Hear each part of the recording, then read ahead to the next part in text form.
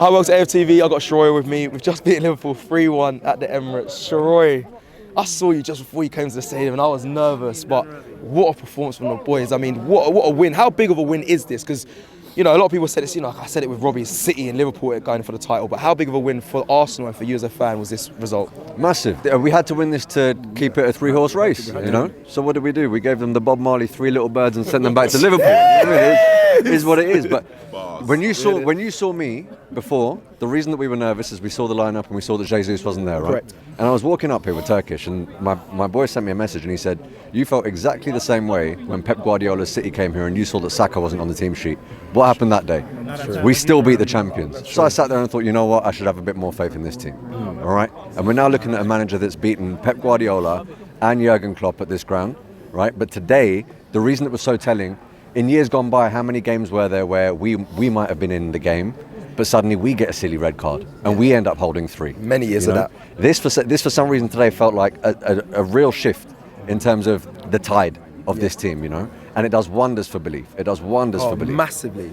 And it also sets the tone for Europe because if you do get hammered today, or if you do lose today, you're looking at not only is the league probably gone, but it's suddenly all eggs in one basket with the Champions League. And the Champions League is a difficult tournament to win regardless, right? We've seen great teams miss out on that. So it takes a little bit of pressure on that, knowing that the season isn't over in February and we're competing on 2 fronts. And look, I know a lot of people want to talk about the Carabao Cup and the FA Cup and so forth, but let's be honest, this season, neither of those 2 cups were going to move the needle for people's perception of Mikel Arteta and this Arsenal side. Very true. The 2 competitions that are going to move the needle are the Premier League and the Champions League. And put simply, we've beaten the 2 greatest teams in this league on our turf. And in terms of the Champions League, we stormed that group. Today, there was no element of pragmatism with Mikel Arteta or these boys. We went machine for machine, and in my opinion, we out-Klopped Klopp today. We wrapped ourselves around that team like a boa constrictor. They had nothing. They had nothing. I'm talking about they went in 1-1, but they didn't have a shot on target in that first half. Exactly. And I sensed it in there because I was five or six rows back in the North Bank. The reason it was so nervy and so quiet for the first 10 minutes in the second half, it wasn't because it was 1-1. It was the manner in which we conceded that goal on the stroke of half-time. And I felt like once we weathered that initial storm, we knew that we could grow back into the game. And I sat there and I thought, you know what? Klopp has now just brought on Núñez, Thiago and Robertson. Talk about depth. But he did it early. Even Harvey. He did it at around 58 minutes, I think. And I sat there and thought, okay, that goes one way or the other. You either get the next goal, but if you don't, it gives us that ammo off the bench to change the game, you know. And then Martinelli, for example. Martinelli comes off and I'm thinking, what were you thinking? Because I think everyone Julian told me in the stadium, I think everyone thought, what is happening here? Taking off Martinelli, he's just scored and looked like the main threat.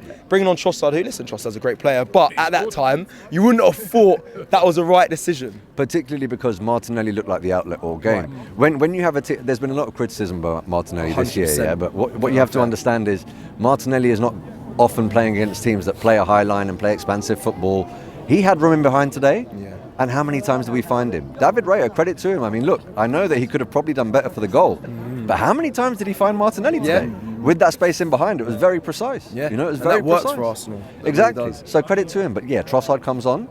Not only was I thinking, why did you take Martinelli off? But again, I was right behind that goal. Trossard gets the ball, and I'm just screaming, take it to the corner. Take it to the corner.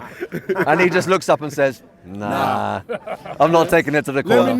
I'm taking it to the back of that net. It's crazy because he clearly see he looks inside the box. No one is there, just all Liverpool players, and we're all screaming in the shoot.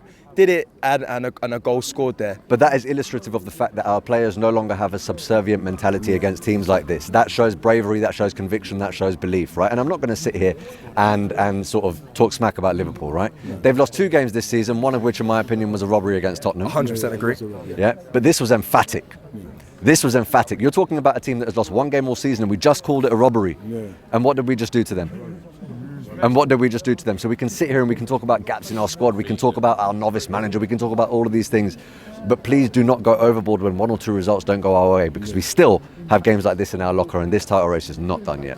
Respect.